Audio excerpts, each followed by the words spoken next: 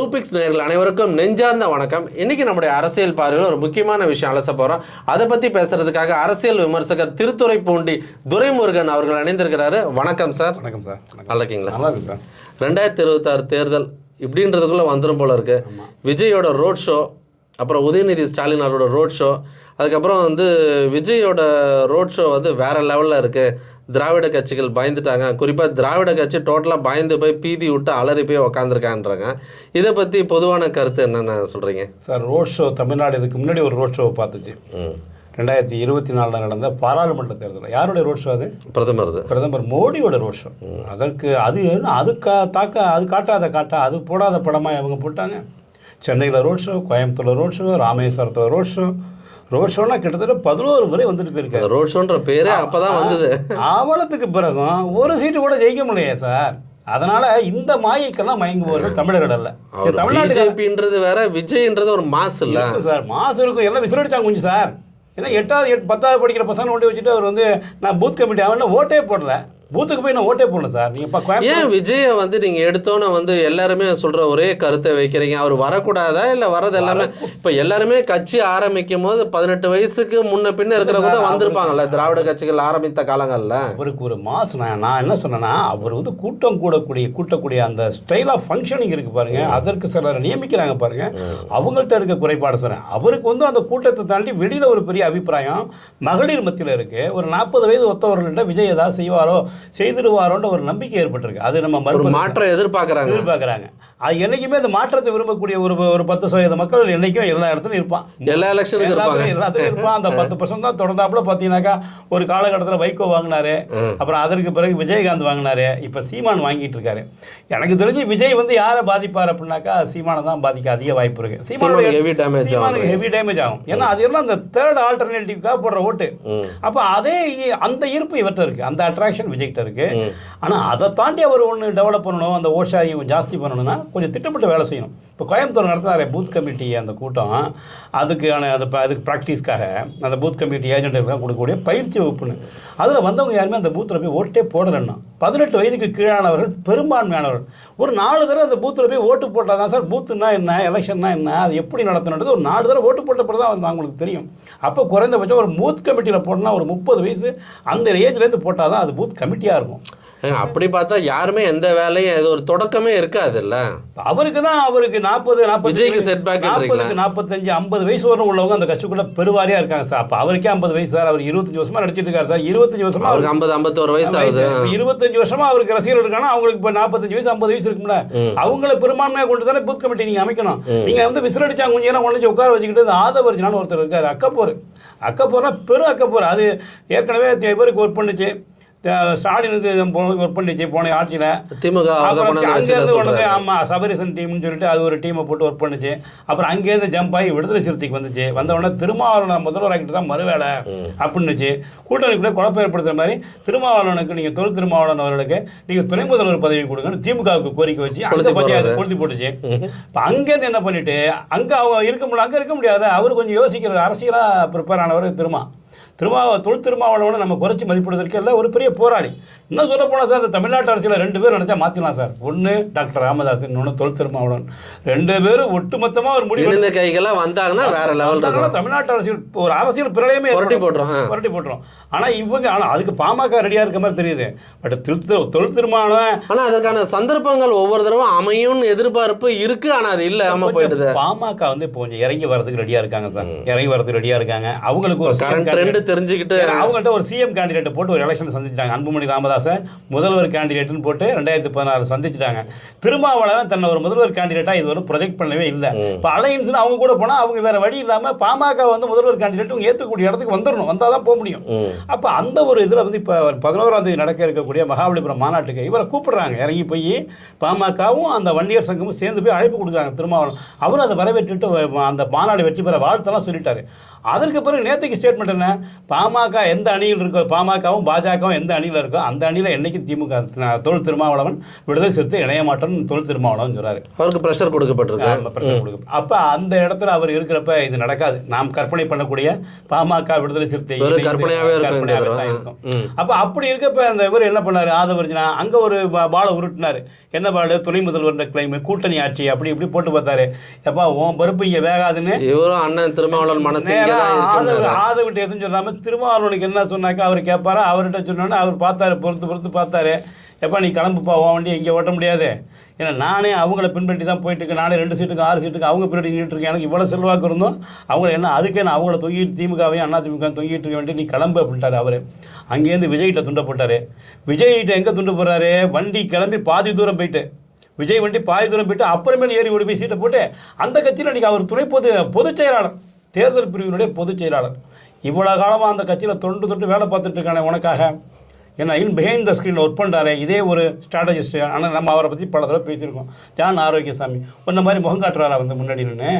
அப்போ உனக்கு என்ன அவ்வளோ பெரிய, இப்போ அங்கே போய் ஜான் ஆரோக்கியசாமி சீனில் வரதில்லைங்க. அதே மாதிரி புசி ஆனந்த் கடுமையாக உழைச்சிட்டு இருக்காரு. ஃபீல்டு ஒர்க்கர் மேடை பேச்சு கொஞ்சம் முன்ன பின்ன இருக்கக்கூடிய ஃபீல்டு ஒர்க்கர். ஆனால் ஏங்க அங்கே விஜயோட இவர் தாங்க ஜாஸ்தி அரை மணி நேரம் பேசுறாரு, எல்லாம் தெரிஞ்ச மாதிரி பேசுறாரு. அப்படியே திமுக கிளாஸ் எடுக்கிறாரு, அங்கே இருக்கிறவங்க கிளாஸ் எடுக்கிறாரு, அங்கே ஃபோட்டோ போட்டு இந்த MBA பசங்க மார்க்கெட்டிங்களுக்கு கிளாஸ் எடுக்கிற மாதிரி ஒரு நிகழ்ச்சி கூட நல்லா இல்லைங்க. ஆதவர்ஜனா பற்றி இல்லை ஒரே நிமிஷம் டைம் வேஸ்ட் பண்ண வேணாம், நம்ம வேற சப்ஜெக்ட்டுக்கு வாங்க. விஜயோட ஃபியூச்சர் பிளான் எப்படி இருக்கும், அது அவங்க கட்சி இது அவங்க பேசிக்கிட்டோம். விஜயோட ஃபியூச்சர் இது எப்படி இருக்குன்னு நினைக்கிறீங்க? விஜயோட எதிர்காலம் வந்து கொஞ்சம் அவர் இப்போ இருக்க செட்டப்பை வச்சுட்டு மூவ் பண்ணாருன்னா சிரமப்படுவார். கொஞ்சம் அந்த அரசியலாக இருக்கக்கூடிய ஆட்களை உள்ளார கொண்டு போகணும். இல்லையே அவர் வந்து யாருக்கு சேதாரத்தை ஏற்படுத்துவார்னா பாமக, விடுதலை சிறுத்தைகள் கட்சி, விடுதலை சிறுத்தை சின்ன கட்சி. ஏன்னா ரசிகர்கள் வந்து எல்லா ஏஜ்லயும் இருக்காங்க. ஃபர்ஸ்ட் டைம் ஓட்டர்ஸ் வந்து விஜய் மேல ரொம்ப கான்ஃபிடென்ட்டா இருக்காங்க. இன்னொன்று லேடிஸ் வந்து விஜய் மேல ஒரு சாஃப்ட் கார்னர்ல அபிப்பிராயம் இருக்கு.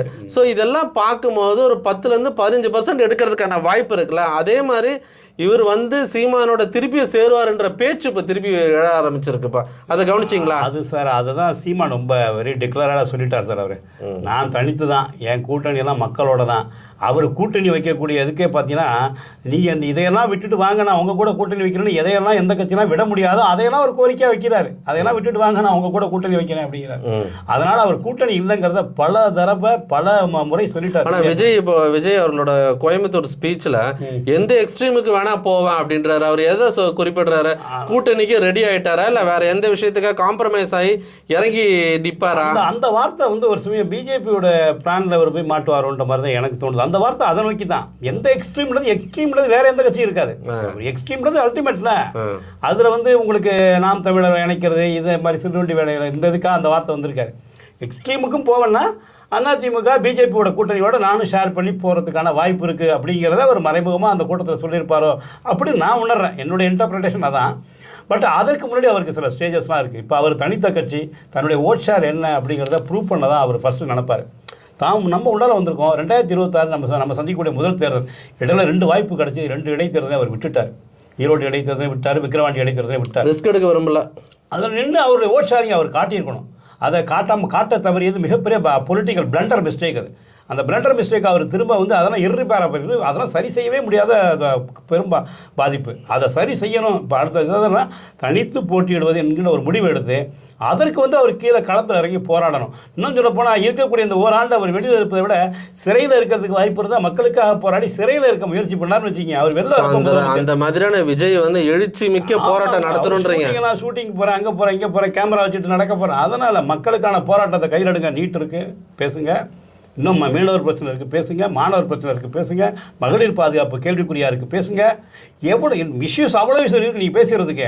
நீங்கள் பாயாசம் சொல்லிட்டு ரொம்ப எளிமையாக ரோட் ஷோ மட்டும் பண்ணிட்டு தான் நடக்காது. வாய்ப்பு இருந்தால் திட்டமிட்டு இந்த பிரச்சனைகளுக்காக போராடி நம்மளுடைய இயற்கை வள ஆதாரங்களுக்குலாம் மிகப்பெரிய சேலஞ்சஸ். கடலில் உள்ளார வந்து இன்றைக்கி ONGC வந்து பெட்ரோல் எடுக்க போகிறேன்னு சொல்லிட்டு மீனவர்களுடைய வாழ்வாதாரம் இன்றைக்கி பெரிய கேள்விக்குறியாக போகுது. இதையெல்லாம் முன்னாடி வச்சு நீங்கள் போராடுங்க, சாலை மறியல் பண்ணுங்கள். உங்களுடைய மீதி இருக்கக்கூடிய அந்த 8-9 மாத காலங்கள் இன்னும் ஹார்ட்லி 1 இயர் கிடையாது. அதற்குள்ளே இருக்கக்கூடிய நாட்களில் சரி பாதிக்கு நாளுக்கு மேலே விஜய் சிறையில் தான் இருந்தார் அப்படின்னு வந்துச்சுன்னு வச்சுக்கோங்க. ஒரு இம்பாக்ட் கிரியேட் ஆயிடுச்சு. சிஎம் ஆவதை தவிர வேற வழியே இல்லை. அவர் தடுக்க முடியாது. ஆமாம், அவர் வந்து உள்ள இருக்கிற சிறையில் இருக்கிற முடிவு பண்ணி இந்த போராட்டத்தில் கையில் எடுக்கும் சார். சிறையிலேருந்து வெளில வரப்போ கண்டிப்பாக முதல்வர் சார் விஜய் அதை செய்வாரா சார் இவர்? அந்த த்ரெட்ஸ் இவருக்கு இருக்கா? இப்போ திமுகலாம் எப்படி சார் கட்ஸோட இறங்கணுன்றீங்க? ஆமாங்க சார். இப்போ 68 69 திமுக ஆட்சிக்கு வருது. அண்ணா அவங்க கையில் எடுத்த ஆயுதம் என்ன சார்? இந்திய எதிர்ப்பு சார். இந்திய எதிர்ப்பில் மிகப்பெரிய போராட்டத்தை தமிழ்நாடே கொந்தளிக்கிற அளவுக்கு ஒரு போராட்டத்தை நடத்திட்டு வந்ததனுடைய விளைவு அண்ணாதுரை ஆட்சி வந்தார். 69 ஆட்சி என்ன அதே பாணியை கையில் எடுத்து திமுக வருது. அதை ஊழல் குற்றச்சாட்டை சொல்லி எம்ஜிஆர் வராரு. எதையாவது ஒரு ஆயுதத்தை நீங்கள் கையில் எடுக்கணும். சும்மா காட்டியும் பம்மாத்தி வேலை பேசிக்கிட்டேன்னா பாசிசம், பாஜக பாசிசம், இது பாயாசம், அது கொள்கை எதிரி, இது அரசியல் எதிரி, இப்படி நீங்கள் உருட்டாதீங்க, குழப்பிடக்கூடாது. ஆமாம், இந்த உருட்டுக்கெல்லாம் மக்கள், அது தமிழ்நாட்டு மக்கள் ரொம்ப அரசியலாக ரொம்ப தெளிவார்ந்த மக்கள். அவங்களுடைய தெளிவுக்கு ஈடு இணையாக இந்தியாவில் எந்த மாநில மக்களையும் அப்படி நீங்கள் சொல்லவே முடியாது. ரொம்ப அப்சர்வ் பண்ணி பார்ப்பாங்க அவங்கள. உங்களுக்கு வேணுமா அந்த விஷயம் உங்கள் கூட இருந்த ரசிகர் கூட்டம் உங்களுக்காக ஓட்டு போடும். இந்த நீங்கள் நம்ம பேசிக்கிட்ட மாதிரி கொஞ்சம் பெண்கள் பக்கத்தில் ஒரு ஷேரிங் வரும். இந்த 1-2 சின்ன இயக்கங்களை நீங்கள் கொஞ்சம் டேமேஜ் பண்ண வாய்ப்பு இருக்குது. ஆனால் உங்களுடையது எந்த எக்ஸ்ட்ரீமுக்கும் போவேன்னு சொல்லிங்க பாருங்கள், அது இந்த எக்ஸ்ட்ரீமாக இருந்தால் நல்லாயிருக்கும். பிஜேபியை கற்பனை பண்ணாதீங்க, அது உங்களுக்கு என்றைக்கு காலத்துக்கு பேரழிவது. அது அதிமுக அன்றைக்கி ஆக்டோபஸ்காரர்கள் கொண்டு கைப்பற்றிட்டு அதிமுக அழிவை நோக்கி போயிட்டுருக்கு. தன்னுடைய இறுதி ஆணியெல்லாம் கல்லறையின் இறுதி ஆணியை ஒன்று அடிக்க ஆரம்பிச்சிட்டு அது வந்து மிகப்பெரிய தவறான முன்னுதாரணங்கள் இந்தியா முழுமைக்கும் மகாராஷ்டிராவில் காட்டியிருக்கு. ஒவ்வொரு மாநிலத்திலும் அது எங்கெல்லாம் நுழைஞ்சதோ அங்கெல்லாம் அங்கே இருக்கக்கூடிய ஆளுங்கட்சி எப்படியெல்லாம் டேமேஜ் பண்ணியிருக்கு அப்படிங்கிற முன்னுதாரணம் நிறைய இருக்குது. உங்களுக்கு பிஜேபி சாய்ஸ் நல்ல சாய்ஸ் அல்ல. நீங்கள் தனித்து நில்லுங்க.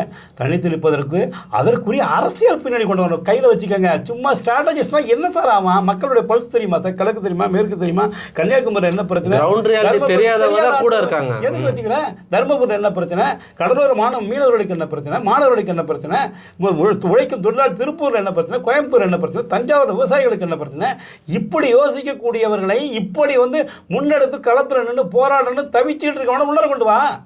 அதை விட்டுட்டு சும்மா அந்த காசுக்கு அவன்லாம் லாட்ரி வைக்கணும்னு உங்கள்கிட்ட வந்து உட்காந்துருக்கான். நீ நாளைக்கு ஆட்சிக்கு வந்தீங்கன்னா உன்னைய வச்சு லாட்ரியை தமிழ்நாட்டில் ஓப்பன் பண்ணி விட்டுறலாமா அப்படின்ற திட்டத்தோடு வந்து சேர்ந்த நபர் தான் ஆதவர்ஜனா. நான் ரொம்ப ஓப்பனாக அந்த சார்ஜ் வைக்கிறேன். இந்த நோக்கத்தோடு தான் திமுகவுக்கு போனார். அதே நோக்கத்தோடு தான் விடுதலை சிறுத்தைக்கு போனார். அந்த நோக்கத்தோடு தான் உங்ககிட்ட வந்திருக்காரு. நமக்கு ஒன்றும் அவரோட வாய்க்கா தகராறு, வேலி தகராறுலாம் ஒன்றும் கிடையாது. ஆனால் அவர் நோக்கம் வெள்ளடிமலையாக தெரியுது நமக்கு. அதனால் விஜய் இந்த செட்டப்பெல்லாம் கொஞ்சம் சற்றே ஒதுங்கிரும் பிள்ளாய் அப்படின்னு சொல்லிட்டு அவர் என்ன பண்ணணும், கொஞ்சம் அரசியலாக தேர்ந்த ஆட்களை. உங்களுக்கு பேச்சாளரே கிடையாது சார். ஒட்ட முதல்ல யார் சார் இருக்கா பேச்சாளர் உங்களுக்கு? இப்போ விஜய்க்கு பார்த்தீங்கன்னா மிகப்பெரிய பற்றாக்குறை எங்கே இருக்குது, வேக்குவம் எங்கே இருக்குன்னா, அவருக்கு வந்து அந்த பொலிட்டிக்கல் ஸ்காலர்னு சொல்லுவாங்க இல்லையா, அரசியலை பேசக்கூடியவங்க, அவங்கள ஆட்கள் அவரை தேடி வரதுக்கு தயாராக இருந்தாங்க. இவர் அவங்களெல்லாம் ஆர்கனைஸ் பண்ணியிருக்கணும். அப்படிப்பட்ட ஆட்களை தேடி இப்போ அதை கண்டுபிடிக்கக்கூடிய வேலையை ஆதவர்ஜனாட்ட ஒப்படைங்க. அவர் இன் பிஹைண்ட் த ஸ்கிரீனில் உட்கார வச்சுக்கிட்டியப்பா எந்தெந்த கட்சியில் நீங்கள் அவர்கிட்ட கொடுக்குறது மட்டும் நீங்கள் இறங்கணுங்க. பாருங்க, யாருமே நெருங்க முடியாத அளவுக்கு ஒரு கட்டம் போட்டு வச்சிருக்கிறதா ஒரு தகவல் இருக்கு. இரும்புத்திரையை போட்டு வச்சுட்டு உட்காந்துக்கிறீங்க. இல்ல, அவர் போடல, சுத்தி இருக்கிறவங்க யாரும் நெருங்க விடாம பாத்துக்கிட்டு இருக்காங்க. இது ஒரு குற்றச்சாட்டு இருக்கு. நான் 2-3 பேர்கிட்ட கேட்டேன், விஜய் கட்சியில போய் நான் சேரணும்னு நினைக்கிறேன், நல்ல அறிவாளிகள், நல்ல அதாவது விஜய் வந்தா ஒரு மாற்றம் கொண்டு வரணும்னு நினைக்கிற ஒரு சில பேர் வந்து விஜய் பாடியில போய் சேரலான்னு பார்த்தா உள்ளேயே போக முடியல பாஸ். உள்ளேயே இந்த 3 பேர் ஒரு அதாவது யாருமே வந்து நெருங்க முடியாத இடத்துல விஜய் இருக்காருன்னு சொல்றதை விட விஜயை யாரும் நெருங்கிடக்கூடாதுன்னு அங்க இருக்கிற தூண்கள் வந்து அதற்கான பெட்ஷீட்டை போட்டு வச்சிருக்காங்களாம். உண்மைதான். அப்படிதானே சார் ஆகிப்போச்சு. இப்போ அவர் எங்கேயோ ஒரு நாள் வெளியில் வரார் சார், என்னைக்கோ ஒரு நாள் எங்கேயோ ஒரு இடத்துக்கு போகிறார், அவ்வளோதான். அதற்கு பிறகு அவர் எங்கேயாவது பப்ளிக் இதுவரை மீடியா பார்த்து ஒரு ப்ரெஸ் மீட் கொடுத்தாரா சார்? அது பண்ணல. எவ்வளவு அடிப்படையான சமாச்சாரம் சார். உங்களுக்கு அது ஒரு ஆயுதம் இல்லையா? பத்திரிக்கை கூட இருக்கலாம் சேர்த்துட்டு எம்ஜிஆர் அவரும் ஒண்ணுதான்னு சொல்லி அடிச்சு விட்டுட்டு அதெல்லாம் எப்படி ஒரு பிளைண்ட் ஸ்பாட்ல அடிச்சு விடுறாங்களா? எம்ஜிஆர் எவ்வளவு கஷ்டப்பட்டாது. இன்னும் இல்லை, இப்போ மூத்த பத்திரிகையாளர்ன்ற பேர்ல நிறைய இடத்துல உட்காந்து இஷ்டத்துக்கு அடிச்சு விட்டுருப்பாங்க. அதாவது வந்து இப்போ விஜயோட ரோட் ஷோ வந்து, அதாவது விஜயகாந்துக்கு வந்த ரோட் ஷோவோட கம்பேர் பண்ண முடியாதான். விஜயகாந்துக்கு வந்த கூட்டம் அந்த மாதிரி கூட்டம் கிடையாதான். பாத்தியா? விஜயகாந்துக்கு வந்த கூட்டம் வந்து விஜயகாந்த் படத்தில் நடிக்கும் போது அரசியலுக்கு வர அந்த லாஸ்ட் 2-3 படம் வந்து அவர் தன்னை ப்ரொபகண்டா பண்ண ஆரம்பிச்சார், கட்சி கொடி அது இதுன்ட்டு. விஜயை பார்க்க வர்ற கூட்டம் அது ஓட்டு போடுமான்னு தெரியாது. ஓகேவா? 2வது ஒரு ஸ்டார் வேல்யூ. விஜயை பார்க்கணும், இளைய தளபதியை பார்க்கணும், தளபதியை நம்ம பார்த்தோன்ற ஒரு வர்ஷிப் லெவலில் வந்து பார்க்குறாங்க. விஜயகாந்த் மக்கள் எதிர்பார்ப்போட வந்தாங்க. ஸோ அதையும் கம்பேர் பண்ணி நம்ம பேசக்கூடாது. ஆனால் நம்ம ஆளுங்க என்னன்னா இந்த மாதிரி இருக்கிறதுல வந்து உருட்டில் அவர் நம்பிட்டு உட்காந்துருக்கிறார மாதிரி தோணுது. நீங்கள் கரெக்டாக இன்டர்பிரேட் பண்ணீங்க. என்னுடைய இன்டர்பிரேஷன் சொல்கிறேன். இப்போ வந்து விஜய் வந்து இன்றைக்கி இருக்க ஹீரோஸில் வந்து இன்றைக்கி டாப் மோஸ்ட் ஃபேன் ஃபாலோயர்ஸ் உள்ள ஒரு ஹீரோ. அஜித் விஜய் அப்படி தான் இருக்குது. அஜித் விஜய் அப்படி தான் இருக்குது. சில போனால் ரஜினிகாந்த் இடத்த விஜய் பிடிச்சிட்டதாகவே ஒரு டாக் சினிமா வட்டாரத்தில் ரசிகர் மத்தியில் இருக்குது. ஆனால் விஜயகாந்த் வந்து அவர் அன்னைக்கு இருந்த காலகட்டத்துக்கு ரஜினிகாந்த், கமல், அதற்கு பிறகு தான் விஜயகாந்த் இப்படி தான் இருந்துச்சு. அவர் ஒன்றும் கோர் ஃப்ரெண்டு ஃபஸ்ட்டு ஹீரோ கிடையாது, அவர் தேர்டு அந்த மாதிரி தான் அவருக்கு ஈக்குவலாக அன்றைக்கி காலகட்டத்துக்கு பலர் இருந்தாங்க. அதில் அவர் கொஞ்சம் மேலே வந்தார். ஆனால் அவருக்கு கூட்டம்னு வரப்போ எப்படிப்பட்ட கூட்டம் நீங்கள் சொன்னீங்க அழகாக. அவரை தேடி வந்தவங்க ரசிகர்கள் மட்டும் வரல, அவர் ஏதாவது, ஏன்னா அவருடைய சுய வாழ்க்கை, சொந்த வாழ்க்கையில் அவர் பல இதை வந்து நட்பை கொண்டாடி இருக்காரு, தான தர்மங்கள் அள்ளி வழங்கியிருக்காரு, உணவு அவரை தேடி போனோன்னா பசியாத்தி அமர்த்தியிருக்காரு. அந்த பேர் மக்கள் மத்தியில் அவருக்கு ஒரு மிகப்பெரிய தாக்கத்தை ஏற்படுத்தி ரசிகர்கள் அல்லாத சாதாரண உழைக்கும் மக்கள்லாம் போனாங்க. எவனெல்லாம் கருப்பாக இருக்கானோ, எவனெல்லாம் கண்ணங்கரன், சாதாரண விவசாய கூடியா உழைக்கும் தொழில் எல்லா தரப்பு மக்களும் கேப்டனை எதிர்பார்த்தாங்க. கேப்டன் பாசமா கூப்பிட்டாங்க. ஏன்னா அது மட்டும் ஒரு ஜெனுவினிட்டி இருக்கு, ஒரு நேர்மை இருக்கு, ஒரு இது இருக்கு, கட்ஸ் இருக்கு. அந்த அந்த இது வந்து தன்மை இன்னும் விஜய்க்கு வரல. அப்போ விஜயகாந்துக்கு வந்த கூட்டத்தை வந்து அவர் கம்மியாக மதிப்பிடுறாரு, குறைச்சி மதிப்பிடுறாருன்னா அவர் அன்றைக்கி காலகட்டத்தில் தூங்கி இருந்திருக்கலாம். கண்ணு விஜய் மதிப்பிடலைங்க, விஜய்க்கு வந்து சொம்படிக்கிறாங்க. அந்த சொம்ப சொல்ற வேலை தான், அந்த சொம்புகளை தான் நானும் சொல்றேன். அந்த சொம்புகள்லாம் தூங்கி வெடிஞ்சிருக்கும் அன்னைக்கு. அந்த விஜய்க்கெல்லாம் கரெக்டாக தெரியும், கொடுக்குற காசுக்கு மேலே கூவுறாங்க போல இருக்குன்னு அவங்களுக்கும் தெரியும். அதனால் இதெல்லாம் ஒரு விஷயம் இருக்க. இப்போ 2026 தேர்தல் வந்து என்ன மாதிரியான இம்பேக்டை கிரியேட் பண்ணும்? இப்போது இந்த பக்கம் பிஜேபி ஏடிஎம்கேன்னு வந்துருச்சு. ஸோ டிஎம்கே அலையன்ஸ் அப்படியே தான் இருக்க பொழுது இதில் விஜய் யார் பக்கம், விஜய் தனித்தா இல்லை அது என்னன்றது இன்னும் கொஞ்சம் நாளில் தெரியும். சரி, இது ஓவராலாக எப்படி இருக்கும் இப்போ? சார், தமிழ்நாட்டு அரசியல் வந்து சார் இப்போ வந்து நீங்கள் நல்லா தெரிஞ்சு என்றைக்குமே வந்து திமுகவுக்கு வந்து இந்த மைனாரிட்டி ஓட்டு இருக்குது பார்த்தீங்கன்னா, தமிழ்நாட்டில் அது 13%. அது வந்து முஸ்லீம், கிறிஸ்டியன்ஸ் இவங்களுடைய ஓட்டு ஒரு 13லேருந்து 14% இருக்குது. சார், இப்போ 2026 தேர்தலை பற்றி நீங்கள் கேட்குறீங்க. இது ரொம்ப அட்வான்ஸான ப்ரெடிக்ஷனாக போயிடும் ரொம்ப. ஏன்னா 1 இயர் டைம் இருக்குது. அது என்றைக்குமே வந்து அரசியல் மாற்றம் ஓர் இரவில் நடக்கிறது அப்படின்னு சொல்லுவாங்க. அதனால் வந்து நாட்கள்னால் ஒரு இரவுங்கிறது அந்த மாதிரி 100 இரவு, 200 இரவு, 300 இரவு இன்னும் இருக்குது நமக்கு முழுசாக. நான் இந்த பதிலை தான் உங்கள்கிட்ட எதிர்பார்த்தேன். ஏன்னா எல்லாரும் மாதிரி நீங்களும் போகிற போக்கில் அடிச்சு விட்றதுக்கு நம்மளும் வந்து இன்னும் டைம் இருக்குது. எந்த விஷயங்கள் எப்படி வேணாலும் நடக்கலாம், நம்ம அதை ப்ரிடிக்ட் பண்ணுறன்ற பேரில் நம்ம பாட்டு அடிச்சு விட்டு போகக்கூடாது. பட் இட்ஸ் நாட் ஈஸியாக இருக்காது இந்த தேர்தல், வெரி டஃப்பாக இருக்குது. திமுகவுக்கு மிகப்பெரிய கடினமான தேர்தலாக இருக்கும். அது போலவே அதிமுக கூட்டணிக்கு, இப்போ புதுசாக வர விஜய்க்கு, சீமானுக்கு, எல்லாத்துக்குமே ரொம்ப டஃபஸ்ட் கூட்டணி மக்கள் பார்த்துக்கிட்டு இருக்காங்க. ஆனால் இதில் ஒன்று மட்டும் இன்டாக்டாக இருக்குது, அது திமுக அலையன்ஸ் ரொம்ப இன்டாக்டாக இருக்குது. அது நம்ம வெள்ளிடை மலையாக தெரியுது நமக்கு கண்கூடா. மற்றதெல்லாம் இன்றைக்கி ஒரு செட்டில்மெண்ட்டுக்கு வரலை, இன்னும் ஒரு சரியான ஒரு சூழ்நிலைக்கு வந்து சேரணும். அப்படின்றப்ப இப்போ நம்ம என்ன ப்ரெடிக்ட் பண்ணாலும் அது அந்த அளவுக்கு சரியாக இருக்கும்னு சொல்ல முடியாது. அதனால் நெருக்கத்தில் கடுமையான போட்டி இருக்கும், அது மட்டும் உறுதியாக சொல்லலாம். இது களம் ஈஸியாக இருக்காது, களம் ரொம்ப கடுமையாக இருக்கும். ஏன்னா எல்லாத்தையும் இறக்குவாங்க சார். திமுகவுக்கு என்ன இருக்கும், என்ன வலு இருக்கோ அதே வலு அதிமுக கூட்டணிக்கும் இருக்கும். எல்லா வலுவும் தரேன் எல்லாம். ஸோ எல்லா விஷயத்துலையும் வந்து போட்டிகள் பலமாக இருக்கும். ஸோ வர இருக்கிற எலெக்ஷன் வந்து வேற களத்தை ஒரு புது விதமான ஒரு எலெக்ஷனாக இருக்குன்றதை நம்ம நம்பலாம். உங்களுடைய அழகான உங்களோட கருத்துக்களை பதிவு செய்தமைக்கு ரொம்ப நன்றி. மீண்டும் ஒரு காணொலியில் உங்களை சந்திக்கிறேன். நன்றி, வணக்கம். நன்றி சார், வணக்கம்.